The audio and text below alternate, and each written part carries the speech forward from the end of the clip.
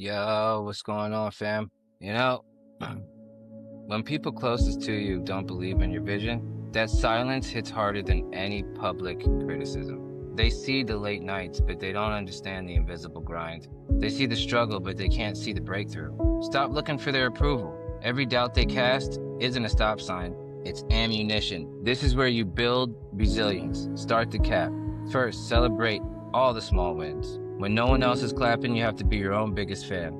Keep the momentum alive. Second, attitude equals altitude, especially when your altitude is low and you're in the trenches. Your mindset is the only thing that will lift you back. Finally, stay in the present. Obsess over their discouragement? Don't do that. Just win the moment, right in front of you. Transform their doubt into fuel that pushes you further than they ever thought possible. Keep your head down and stay the course. Eventually, your success will be the loudest statement in the room. I love y'all. We'll see how this one goes.